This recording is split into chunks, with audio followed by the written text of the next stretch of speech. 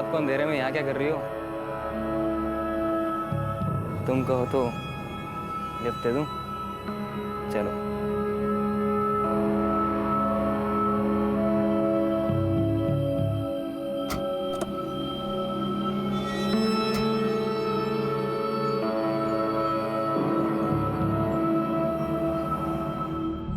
Sir, चंदन sir number Palghar में activate है, लेकिन वो फोन नहीं उठा रहे और पिछले 15 दिन से काफी ट्रैवल भी कर रहे हैं। एक काम करा, पालघर पुलिस स्टेशन को उसके लोकेशन डिटेल्स और फोटोग्राफ भिजवा दो। सर,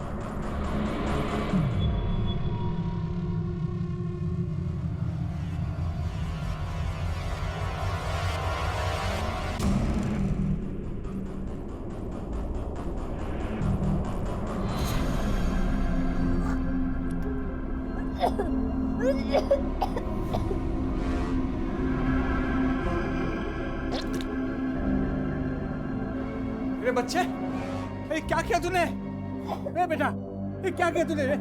हाँ? ये क्या किया तूने?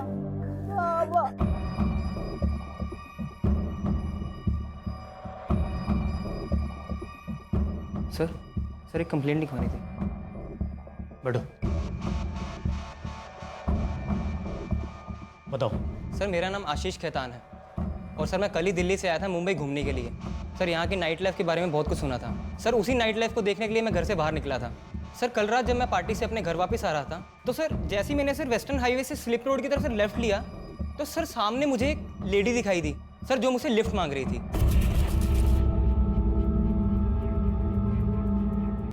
मैंने उसे लिफ्ट दे दी सर, लेकिन सर कुछ टाइम बाद मुझे लगा कि मुझसे कोई गलती हो गई है। वो लेडी सर कुछ ठीक नहीं थी। ठीक नहीं तो मतलब? मतलब सर वो मुझे कुछ अजीब तरीके से देख रही थी सर, कभी स्माइल पास कर रही थी तो कभी कुछ। सर जब मैंने उसे पूछा कि आपको जाना कहाँ है तो बोलती जहाँ आप जा रहे हो मुझे साथ ले चलो। उसकी उम्र कितनी होगी? सर मुझसे तो ज़्यादा थी। फिर? सर मैं थोड़ा बहक गया था सर। इससे पहले सर मैं कुछ करता सर उसने अपने कपड़े फाड़ने शुरू कर दिए सर। और सर मैंने उसे रोकने की कोशिश की तो सर उसने अपने नाखूनों से सर अपनी पूरी बॉडी को सर खरोदना शुरू कर दिया। सर मैं बहुत घबरा गया था सर। और सर ये निशान भी सर उसी ने दिए और उसके बाद मेरा सारा सामान लूट लिया। मेरा पर्स, मेरी चेन, मेरी कार, सब कुछ ले लिया। मैं शोर भी नहीं मचा पाया क्योंकि उसने मुझे धमकी दी थी कि अगर मैं शोर मचाऊंगा तो वो खुद शोर मचाकर यहाँ पर लोगों को इकट्ठा करेगी और बोलेगी कि मैं उसके साथ रेप कर रहा था। और सर उसने मेरा कार्ड भी ले लिया, उसका पिन तक मुझसे उगलवा लिया। उसका चेहरा देखा था? कैसे दिखती थी? स्केच बनवा सकते हो? हाँ सर बिल्कुल।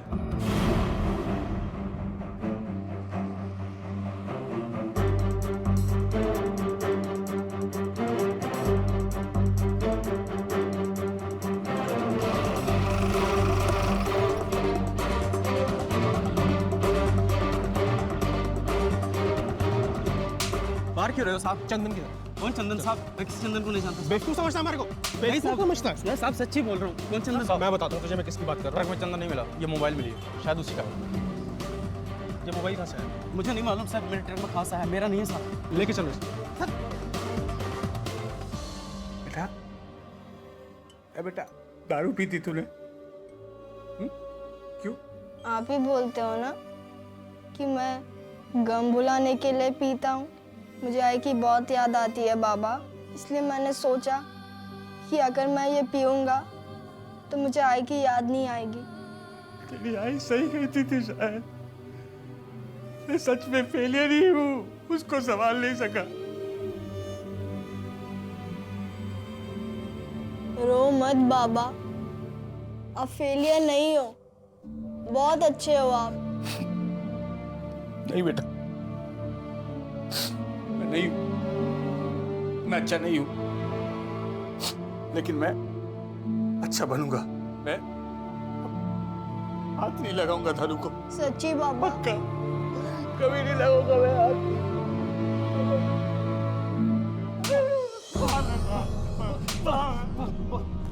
कौन कौन सी औरत तेरी गैंग में काम करती है? बता। मुझे मत मारो साहब, मैं सच बोल रहा हूँ। मैं तो आपके एरिया में काम भी करना बंद कर दिया साहब। ये औरत कौन है मुझे नहीं मालूम साहब। तो किस गैंग में काम करती है तो तुझे मालूम होगा ना? उस लड़की का एक्सचेंज बन गया सर। देख इसे, देख इसको ध्यान से, पहचानता है इसको? नहीं साहब, ये औरत को मैंने आज तक कभी नहीं देखा साहब। ये कोई नई औरत लग रही है साहब।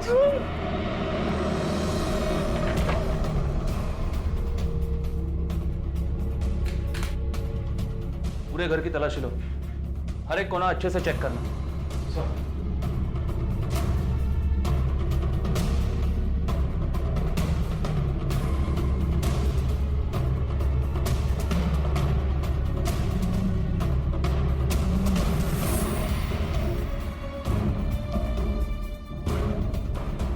दीक्षित सर, ये सब फीस का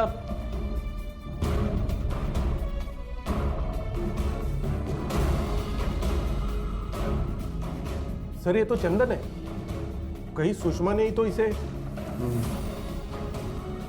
पोस्टमार्टम के लिए बॉडी भेज दो। सर, चंदन का पोस्टमार्टम रिपोर्ट करीब 10 दिन पहले उसकी मौत हो चुकी थी, यानी सुषमा के मौत के 2 हफ्ते बाद। यानी उसे सुषमा ने नहीं मारा। कॉजेज ऑफ डेथ हाइपोथर्मिया और सफोकेशन। मतलब वो जिंदा था जब उसको फ्रीज के अंदर डाल दिया गया और बॉडी टेम्परेचर गिरने की वजह से उसकी मौत हो गई। जी सर, उस वक्त वो जिंदा था लेकिन बेहोश था। उसे स्लीपिंग पिल्स की काफी हेवी डोज दी गई थी। जरूर उसे धोखे से खिलाई होगी।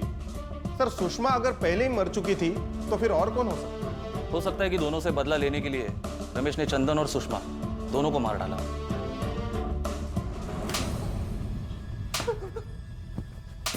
मारो साहब, मारो मेरे को मारो आप।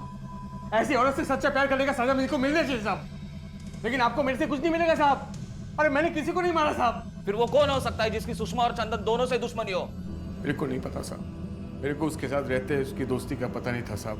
तो उससे अलग होके दुश्मन का कैसे पता चलेगा साहब। लेकिन अच्छा हुआ साहब आपने मेरे को मारा, कम से कम आंसू तो निकले साहब। ये तो मेरे को समझ ही नहीं आ रहा था साहब, मेरी उस बीवी का मौत का शौक कैसे मनाऊं जो किसी और के लिए मेरे को छोड़कर भाग गई। सर, गोरेगांव थाने से इस औरत का स्केच है। सर, ये वही औरत है जिसने कल रात हाईवे पर किसी को लूटा था। ये कैसे हो सकता है?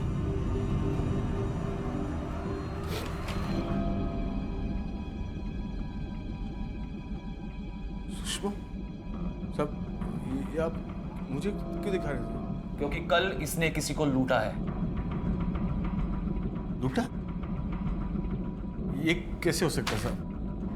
मेरा मतलब सुषमा तो आपने तो कहा साहब, सुषमा अभी बॉडी वो तो मर चुकी है ना साहब। वही तो मैं जानना चाहता हूँ। जिस बॉडी का हमने पोस्टमार्टम करवाया, जिसकी चिता तुमने जलाई, वो फिर से जिंदा कैसे हो गई? नहीं, कोई मिस्टेक हुआ साहब। नहीं, ये हो ही नहीं सकता साहब। वो तो ऐसा नहीं कर सकती साहब। वो मैं बोल रहा हूँ साहब, कोई मिस्टेक है साहब। ये मेरी सुषमा ऐसा नहीं कर सकती साहब। कितनी % गारंटी के साथ कह सकते हो कि जिस औरत ने तुम्हें लूटा ये वही है? ऐसा भी हो सकता है कि तुमने उसका चेहरा ठीक तरह से ना देखा हो या तुमसे कोई गलती हो रही हो। सर, जब इसने चाकू मेरी गर्दन पर लगाया था ना सर, इसका चेहरा यहाँ था। सर, मैं इसे कैसे भूल सकता हूँ? और सर, मैं 100% श्योर हूँ कि ये वही है। ठीक है, जा सर। कहीं ऐसा तो नहीं कि गलती हमसे हो रही हो? मतलब जिस बॉडी को हमने सुषमा की बॉडी समझी वो किसी और की हो। उसका चेहरा तो काफी बिगड़ा हुआ था। हमने तो सिर्फ उसके हाथ पे जो टैटू था उससे उसे आइडेंटिफाई किया था। लेकिन ऐसा टैटू तो किसी के भी हाथ पे हो सकता है। हो सकता है कि सुषमा जिंदा हो और पैसा कमाने के लिए उसने ये नया धंधा शुरू किया। सर, इसका मतलब सुषमा ने अपने मौत का दिखावा किया ताकि वो पकड़ी न जाए। उसके बाद उसने चंदन को मारा और अब लोगों को ठगने का काम कर रही। बरोबर। एक काम करा, तिचे स्केचेस सगळ्या चौक्यांना पाठवा और पता करो कि उसके नाम पे कोई कंप्लेंट रजिस्टर हुई है कि नहीं। सर,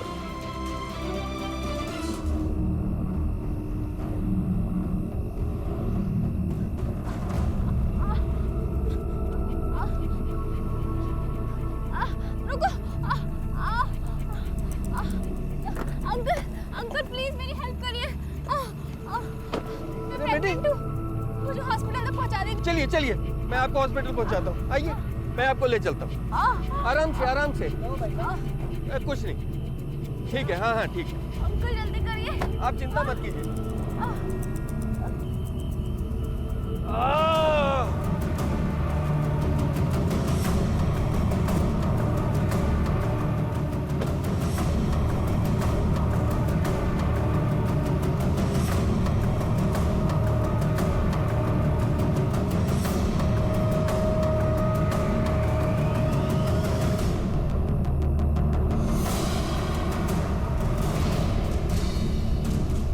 दीक्षित नीट चेक करा.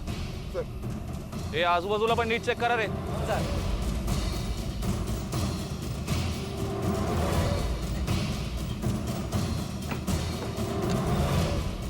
तुम्हें कैसे पता चला इस मर्डर के बारे में?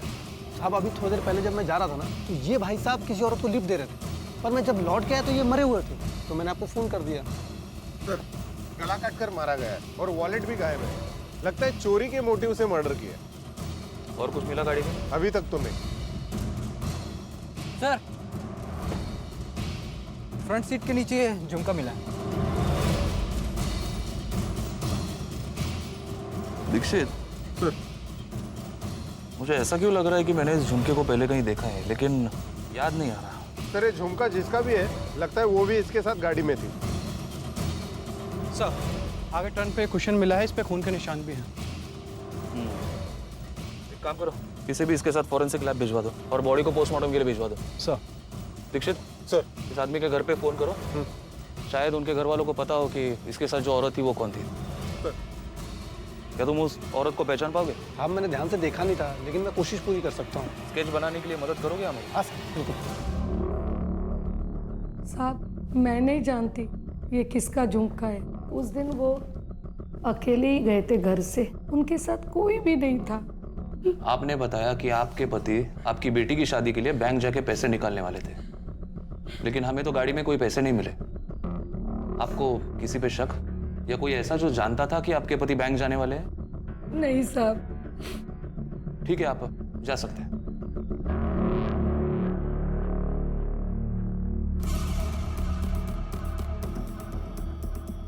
मुझे याद क्यों नहीं आ रहा इस झुमके को मैंने कहां देखा था. सुषमाचा स्केच आणा. सर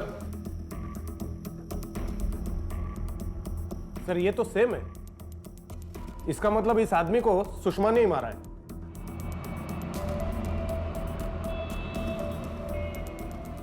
सर फॉरेंसिक रिपोर्ट आ गई है. कुशन पर जो ब्लड मिला था वो विक्टिम का ही था. मतलब जिस वक्त ये मर्डर हुआ ये कुशन गाड़ी के अंदर ही था. सर एक फल वाले ने गाड़ी को पास होते देखा. उसने कहा कि गाड़ी में जो औरत थी वो प्रेग्नेंट थी, तो हो सकता है उसने कुशन का यूज किया हो प्रेगनेंसी का नाटक करने के लिए. Sir sketch ready. लेकिन ये तो सुषमा का स्केच नहीं है. सेम लुक का केस, नया चेहरा, लेकिन ये औरत कौन है? रमेश की पत्नी सुषमा, जिसका अंतिम संस्कार रमेश खुद अपने हाथों से कर चुका था. वो न जाने कैसे जी उठी थी और रात के अंधेरे में लोगों को लूट रही थी. इससे पहले कि पुलिस इस पहेली को सुलझाने के करीब भी पहुंच पाती, इस पहेली में एक और महिला का चेहरा आ जुड़ा जो कि सुषमा का नहीं था, लेकिन वारदात और उसे करने का तरीका ठीक वैसा ही था जैसा कि सुषमा का था. और पुलिस अब समझ नहीं पा रही थी कि जांच को आगे बढ़ाया जाए तो किस दिशा में.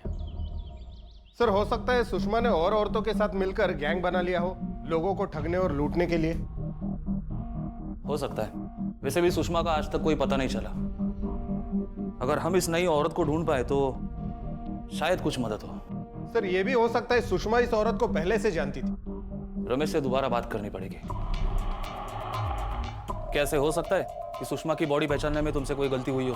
आपने तो खुद देखा साहब, बॉडी थी किधर, पूरी तरह सड़ गई थी साहब. चेहरा भी पूरा गायब था. वो तो मैं उसके हाथ में जो मोनू के नाम का गोदना था ना साहब, उसी से पता चला कि वो उसी का है साहब. इसे पहचानते हो? नहीं जानता हूँ साहब, कौन है ये? मुझे हर उस आदमी का नाम चाहिए जिसको सुषमा पहचानती थी. उसकी सहेलियां, उसके रिश्तेदार, हर कोई, हर किसी का नाम चाहिए मुझे. आप सुषमा खास किसी से मिलती नहीं थी. बस आस पड़ोस में थोड़ा बहुत या कोई सामने से आ गया, टकरा गया तो दुआ सलाम कर लेती थी बस. लेकिन मेरी मम्मी तो मुझसे मिलने आती थी, मैंने उन्हें देखा है. अरे साहब ये बच्चा है, ये क्या है ना, इसको वहम हो गया है कि मम्मी इसको दिखती है घर में. अब आप ही बताइए साहब, ऐसा हो सकता है क्या? हो सकता है, क्योंकि हमें अभी लगता है कि सुषमा जिंदा है और मोनू जो कह रहा है वो सही है. अब से हमारा एक आदमी तुम्हारे घर पे नजर रखेगा और अगर तुम्हें या मोनू को अगर सुषमा दिखे तो हमें इन्फॉर्म कीजिएगा. ठीक है? आजूबाजूला चौकशी करा. जितनी इन्फॉर्मेशन मिली उतने हमारे लिए अच्छा. सर सुषमा? हाँ साहब, 4 महीने पहले ही दोनों रहने आए थे यहाँ पे. शुरू के 1-2 महीने आते जाते दिखती थी, पर अचानक गायब हो गई. पर किसी से ज्यादा बातचीत नहीं थी उसकी. फिर पता चला अचानक भाग गई किसी के साथ। साहब वो बहुत चुपचाप रहती थी, कभी मोल भाव भी नहीं करती थी। इतनी अकेली और चुपचाप रहने वाली औरत चंदन के कांटेक्ट में कैसे आई? तेज समझत नहीं है सर। सुषमा अगर इतने रिजर्व टाइप की थी तो चंदन उसके सामने भी रहता था तो भी उससे बात नहीं करती थी। प्यार होना तो बहुत दूर की बात है। चंदन के पड़ोस में पूछताछ करनी पड़ेगी कि जब वो वहां रहती थी तो वो कैसे बिहेव करती थी। पता तो चले कि उसका ओरिजिनल बिहेवियर कैसा था।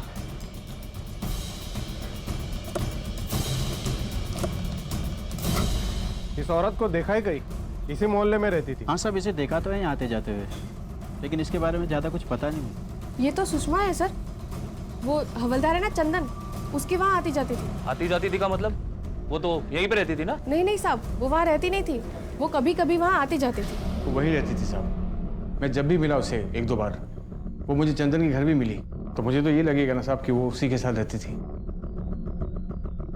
ठीक है, तुम जा सकते हो, लेकिन याद रखो अगर तुमने हमसे झूठ बोला हो या कोई बात छुपाई हो तो जो सजा खुनी की होती है वो मुझे दे देना। और क्या बोले साहब? सर एक केस तो आगे बढ़ने का नाम ही नहीं ले रहा है।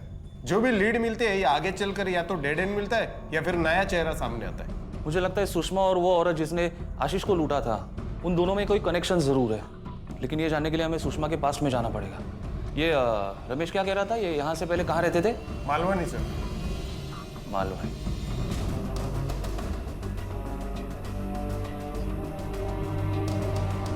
सुषमा और रमेश आपके पास वाले घर में रहा करते थे ना? आपने इस औरत को कभी सुषमा के साथ देखा है? नहीं सर, मेरी बेटी की सहेली थी सुषमा, लेकिन मैंने इसे उसके साथ कभी नहीं देखा। आप यकीन के साथ कैसे कह सकते हैं? ये देखिए, इस तस्वीर में ये है सुषमा, ये है मेरी बेटी और ये उसकी दो सहेलियां। ये सुषमा कैसे हो सकती है?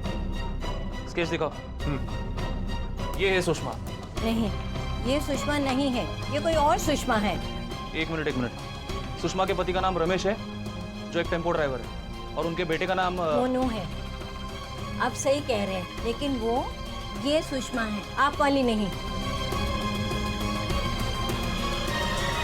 सर इसका मतलब रमेश ने जो फोटो हमें दिया था वो उसके पत्नी सुषमा का नहीं था।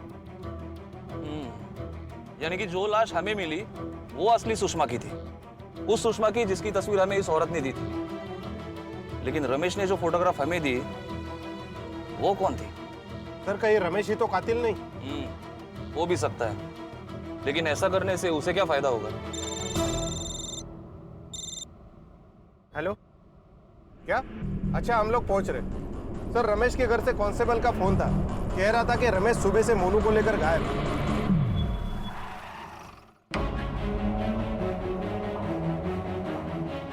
ताला तोड़ दो।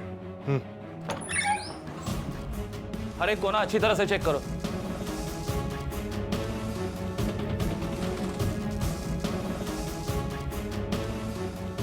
सर एक भी पैसा नहीं है घर में, जितने भी वैल्यूएबल आइटम्स थे वो भी गायब है, लगता है भाग गया। एक काम करो, उसका मोबाइल ट्रैकिंग पे डलवाओ और बाप बेटे दोनों की तस्वीरें हर थाने में भिजवाओ। सर।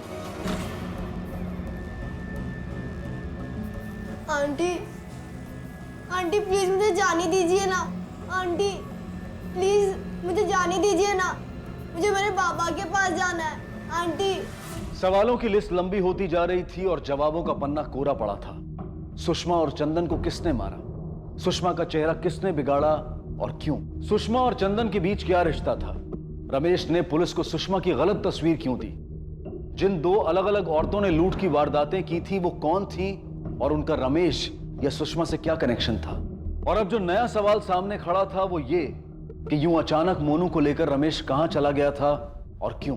पुलिस को भले ही अब तक इन सवालों के जवाब ना मिले हों, लेकिन इन जवाबों को कहां ढूंढना है ये उनकी समझ में आ चुका था।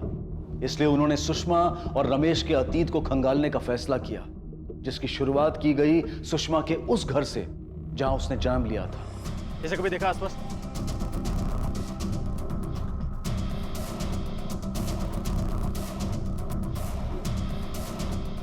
इसको देखो, इस बच्चे को देखा था? हाँ साहब, ये बच्चा किसी औरत के साथ माझीवाड़ा वाला बस में बैठा था। माझीवाड़ा वाला बस में?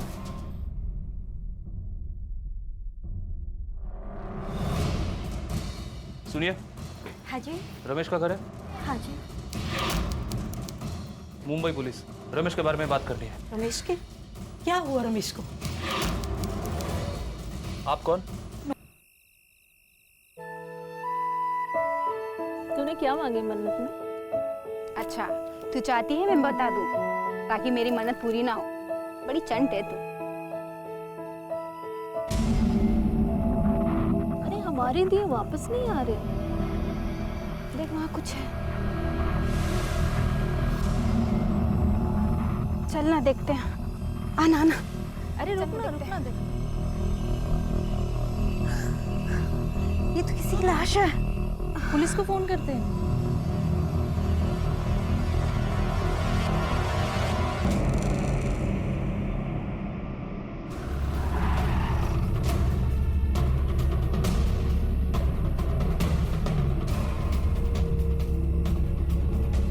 बॉडी बाहेर काढा. ए बाजूला हो सगळे, चला मागे वा, चला तिकडे.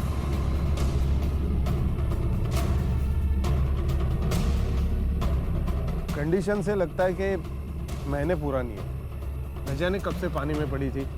शायद किसी ने इसे पहले मारा हो, फिर चेहरा बिगाड़ के पानी में फेंका हो ताकि इसकी पहचान ना हो सके. ये इसके हाथ पे क्या है? चेक करो. मोनू या मन्नू कुछ लिखा है. न जाने कहां से बह कर आई है लाश. आइडेंटिफाई करना भी मुश्किल. पोस्टमार्टम के लिए भेज दो. देख पते की बात बोलता हूँ, 100 टके की बात बोलता हूँ, एकदम मुफ्त में बोलता हूँ. देखो औरत तो नसीब पे कभी भरोसा मत करना, साली दोनों धोखा देती है. चला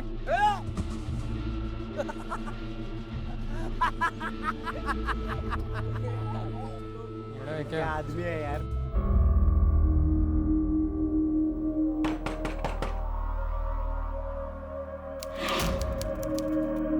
क्या बाबू? अरे महेश भाऊ, क्या हुआ? अरे तू यहाँ पे पड़ा सो रहा है, अब तेरा बाबा दारू पी के सड़क पर ड्रामा कर रहा है. क्या? चल. सर, आता बॉडीचा पोस्टमार्टम रिपोर्ट. काफी बातें सामने आई है. सर, इसकी एज 36 के अराउंड होगी और मौत जहर खाने के वजह से हुई है. सर, इसके मरने के बाद इसके चेहरे को किसी भारी चीज से पीटकर बिगाड़ा गया और फिर लाश को पानी में फेंका. मतलब मर्डर है. और कुछ पता चला?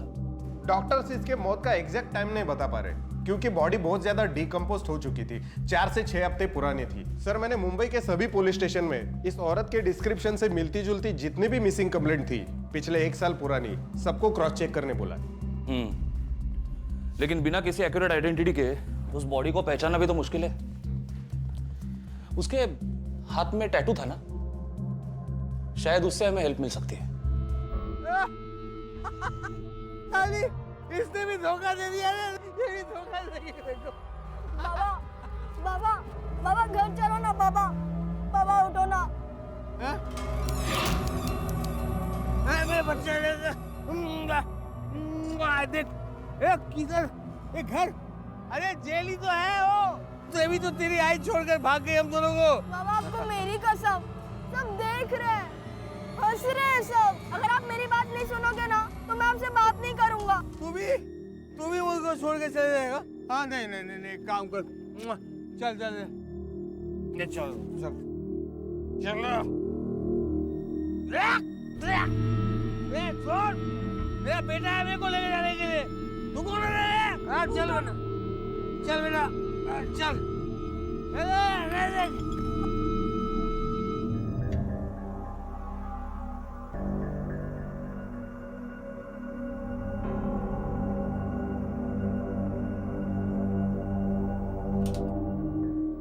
बाबा, बाबा, बाबा उठिए, शाम हो गई है. नाश्ता कर लीजिए, चलिए. बाबा. सभी मेन पब्लिक एरिया में चिपकाना, ज्यादा से ज्यादा लोग देख सके. Yes sir. सर, एक क्लू मिळालाय. बोरेली पुलिस स्टेशन में किसी रमेश नाम के आदमी ने अपने वाइफ सुषमा की 5 महीने पहले मिसिंग कंप्लेंट लिखवाई थी. सर, उसकी एज और अपने विक्टिम की एज मैच कर रही है और उसके कलाई पर भी बिल्कुल वैसा ही टैटू था, मोनू नाम का, जो कि उसके बेटे का नाम है.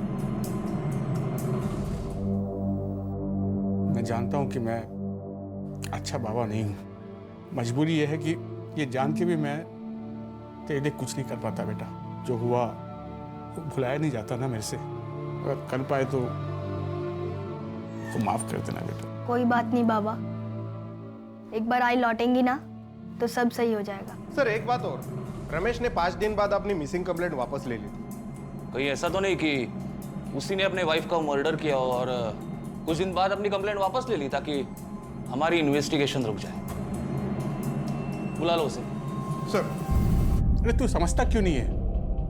कितनी बार समझाया तेरे को कि तेरी आयब लौट कर नहीं आएगी। वो आएंगी बाबा, मैंने कल रात ही उन्हें देखा था। चल वहम होगा तेरा, तू सो रहा था ना, सपना अपना देखा तूने। तेरे को अपनी बाबा पे यकीन नहीं है? हाँ तो चल मेरे साथ, तेरे को दिखाता हूँ। चल अभी चलेंगे? हाँ अभी चलेंगे, चल। सच्ची? चल। मोनू, काय झालं रे? क्या कर रहा है तू? बाबा ये सब मैं दिखाऊंगा नहीं क्या आई को? ये देखिए, इस टेस्ट में मुझे 100 में से 100 मिले थे और ये ड्राइंग कंपटीशन में जो सेकंड प्राइज मिला था मुझे, ये सब देख के आई बहुत खुश होंगी।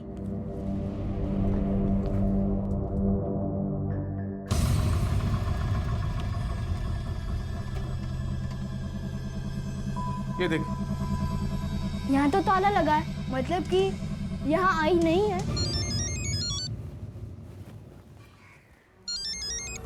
हेलो,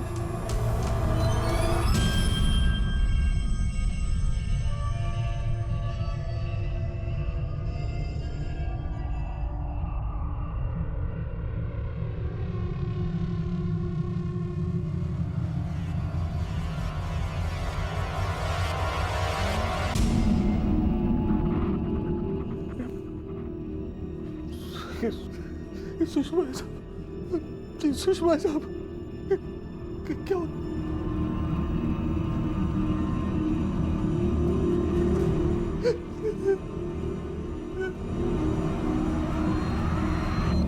चार महीने पहले तुम्हारी बीवी सुषमा गायब हो गई।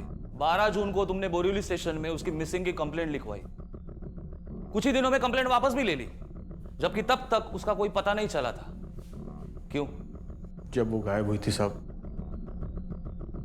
तो मैं बहुत परेशान हो गया था। सब कुछ लूट गया था ऐसे लग रहा था साहब। दिन रात एक कर दिया था मैं उसे ढूंढने में, यहाँ तक कि अपने गली मोहल्ले में सब जगह ढूंढा उसको। पड़ोसन रिश्तेदारों के घर भी गया मैं, लेकिन उसका कहीं पता नहीं चला साहब। पर पुलिस को भी नहीं मिली वो। फिर जब मैंने सारी उम्मीद छोड़ दी, फिर अचानक एक दिन मेरे सामने आ गई साहब, नायगांव के कामन नगर में। मैं लोडिंग डेपो चलाता हूँ साहब, लोगों का सामान इधर से उधर पहुँचाता हूँ। मैं एक पार्टी का माल डिलीवरी करने गया था मार्केट में, तब मैं अचानक सुषमा को किसी के साथ देखा साहब। वो किसी मर्द के साथ थी साहब, हाथ में हाथ डाल के चली जा रही थी मार्केट में। मैंने उसका पीछा किया साहब, फिर मैं देखा कि वो उस मर्द के साथ ही घर के अंदर गई। मैंने उसके हाथ पे टैटू देखा साहब, उसके हाथ में जो टैटू था वो सुषमा का ही था। मैंने कोशिश किया वो घर के पास जाकर उसको देखने की, फिर अचानक साहब मैं देखा करंट दौड़ गया साहब मेरे अंदर। मैं देखा कि दोनों, आपने देखा होगा साहब कि बच्चे लोग कैसे मिट्टी का घर बनाते हैं बीच पर, और अचानक लहर आती है और सारा बहा के ले जाती है। लगता है कि वो घर था ही नहीं साहब। मेरी भी ऐसी हालत हो गई है, समझ में नहीं आ रहा साहब कि खुद को संभालो कि अपने बच्चे को। मेरी लाइफ की बैंड बज गई है साहब, आज तक भूला नहीं वो सब मैं। लेकिन उसने ऐसा क्यों किया? वो बोली थी कि मेरे जैसे नाकाम आदमी के साथ नहीं रहना उसको। मैं एक गरीब आदमी हूँ साहब, टेम्पो चला के डिलीवरी करता हूँ। दिन भर की मेहनत के बाद भी इतने कम पैसे आते थे कि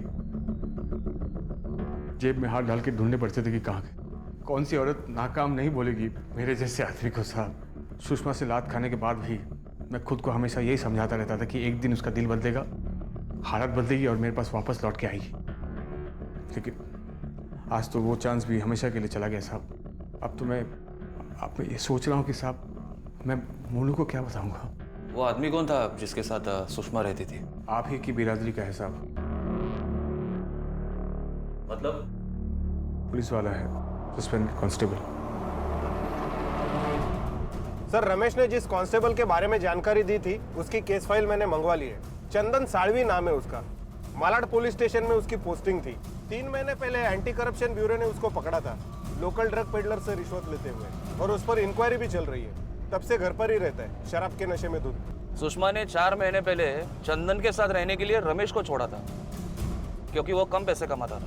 तो जिस तरह की औरत ये सुषमा लग रही है, उस हिसाब से तो वो चंदन से काफ़ी जल्दी परेशान हो जाएगी, क्योंकि वैसे भी एक सस्पेंडेड और अल्कोहलिक से उसे क्या मिलता होगा? सर कहीं ऐसा तो नहीं दोनों के बीच झगड़ा हुआ हो और चंदन ने सुषमा को मार डाला हो?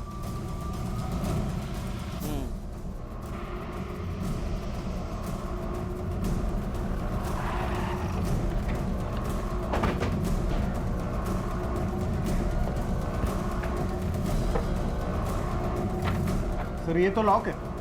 कहीं ऐसा तो नहीं कि उसे पता चल गया हो कि हमें सुषमा की लाश मिली है और पकड़े जाने की डर से वो भाग गया हो? एक काम करा, मोबाइल ट्रैकिंग उल्टा करा और कॉल रिकॉर्ड चेक करो। सर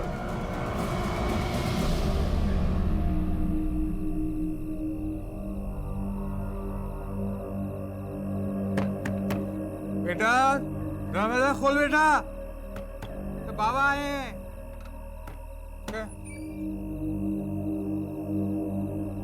तुझे जगा दिया, सॉरी। चल सो जा, सॉरी सो जा। आई से बात हुई आपकी? मैं पानी लेके आ।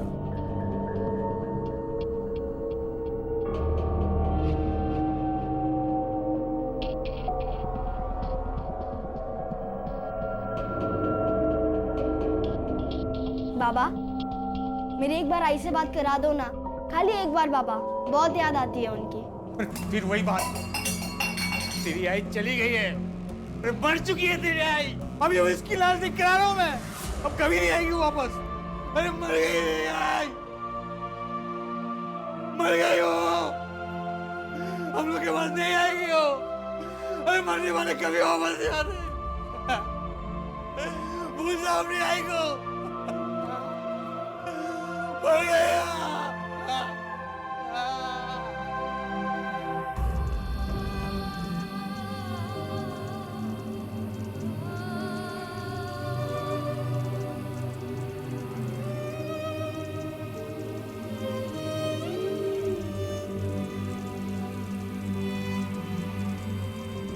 अपनी पत्नी सुषमा द्वारा दिए गए धोखे की वजह से रमेश हर रोज टूटकर बिखर रहा था।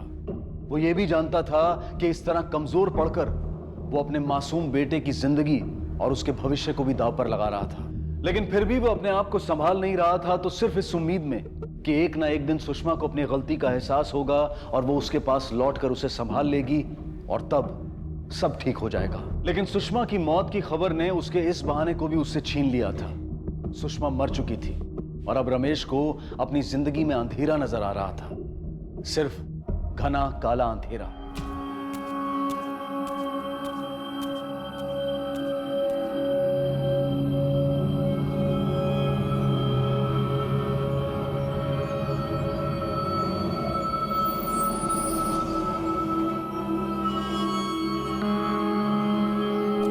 क्या हुआ रमेश को? कई दिनों से रमेश मिल नहीं रहा है, लापता है, इसलिए उसकी तहकीकात करने हम लोग यहाँ आए। आप लोग यहाँ? हमें रमेश के बारे में इंफॉर्मेशन चाहिए। वो कैसा आदमी था, क्या काम करता था, उसके दोस्त कौन थे, पूरी इंफॉर्मेशन चाहिए। 7 साल पहले वो घर छोड़ के भाग गया था साहब। उस दिन से उसका हमारा कोई कांटेक्ट नहीं रहा। उसके भागने की वजह क्या थी? वो खुद बड़ा ही कमज़ोर इंसान था साहब। सपने तो बड़े बड़े देखा करता था और उसे पूरा नहीं कर पाता। आज एक काम शुरू करता तो दूसरे दिन उसे छोड़ देता, तो कभी मोबाइल सीखने लगता।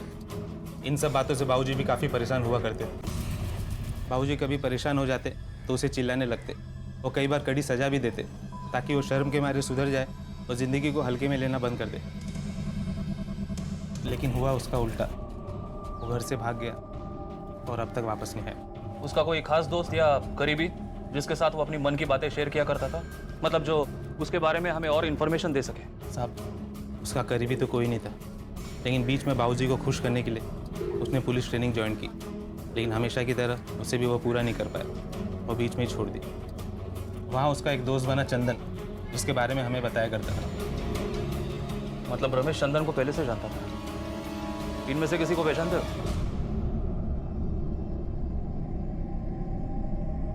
हाँ सर।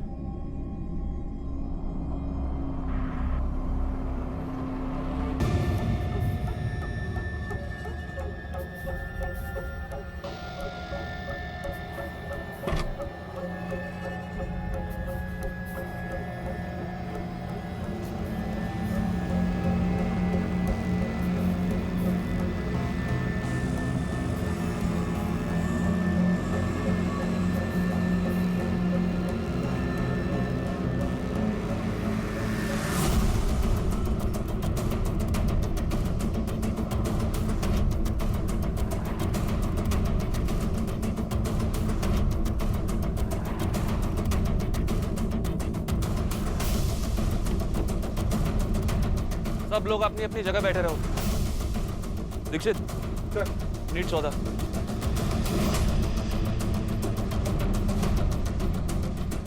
ये बैग किसका है? आपका बैग है?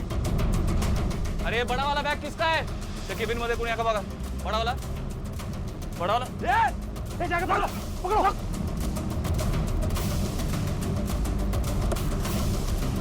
बैग उघडा। सर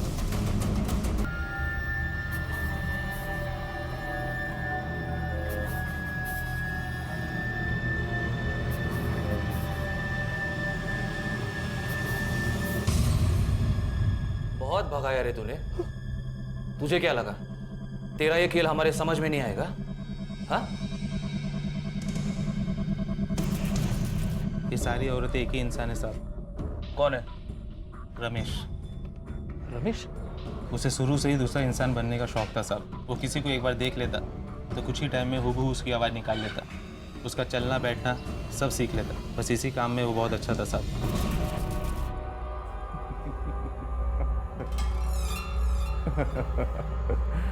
चलो, मेरे भाई ने मेरी तारीफ तो की।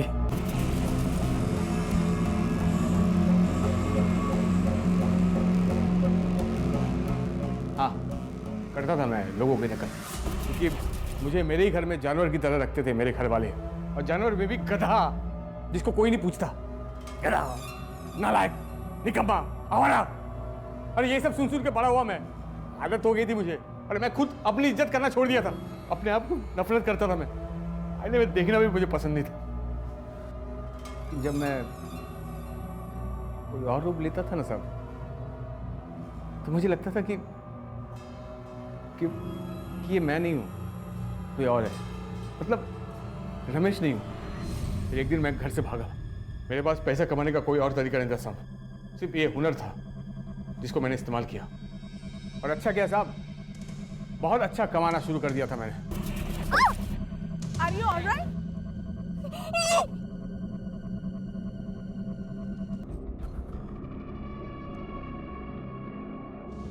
अचानक मेरी बीवी को सब कुछ पता चल गया कि मैं क्या क्या कर रहा था। तुम इतना गिरा हुआ काम कैसे कर सकते हो? छी, तुम! माफ कर दो। उसने मुझे धमकी दी साहब। धमकी दी कि मैं पुलिस को सब कुछ बता दूंगी। मैं उसको विनती किया, मैं सब कुछ छोड़ दूंगा, मैं सब कुछ छोड़ दूंगा, मैं अच्छा इंसान बन जाऊंगा। लेकिन मेरी बात मानने को तैयार ही नहीं। मैंने उसके पैर पड़े साहब। रात को मैंने उसके दूध में जहर मिला दिया और उसको पिला दिया। मर गई वो। मैं उसकी लाश उठाकर पानी में फेंक दिया। उसका चेहरा भी बिगाड़ दिया ताकि कोई पहचान नहीं पाए। फिर मैं बोरीवली शिफ्ट हो गया साहब, और वहाँ सुषमा बन के मैं बाहर निकलता था ताकि कोई भी मुझे औरत की भेष में देखे तो उन लोगों को शक ना हो। मैंने अपने बेटे को समझाया कि उसकी आई भाग गई है। तुमने हमें सुषमा की गलत तस्वीर क्यों दी? उसमें तुम्हारा क्या फायदा था? मैंने सोचा साहब कि जब आप लोगों को पता चलेगा कि सुषमा मतलब कि ये औरत लोगों को लूट रही है, तो आप लोग तो उसको ढूंढते रहोगे, जो कि आपको मिलेगी नहीं कभी। और मैं अपना काम आसानी से करता रहूँगा। और चंदन, वो तो तेरा दोस्त था ना, उसे क्यों मारा? सिर्फ दोस्त नहीं साहब, मेरे बिजनेस में पार्टनर भी था वो। पुलिस वाला था ना साहब, तो लोगों को जानता था वो। माल को बेचने में मेरी मदद करता था। जिम्मेदारी उसी की थी। क्या ना साहब, था तो आप लोग जैसे पुलिस वाला ना। पता लगा लिया उसने कि मेरी बीवी भागी नहीं, मार दिया मैंने उसे। लेकिन तुझे पता है क्या तूने क्या किया? हाँ? मैं सिर्फ अमीर बनना चाहता था साहब, अपने लिए नहीं, मेरे बेटे के लिए। उसे गरीबी में पालना नहीं चाहता था साहब।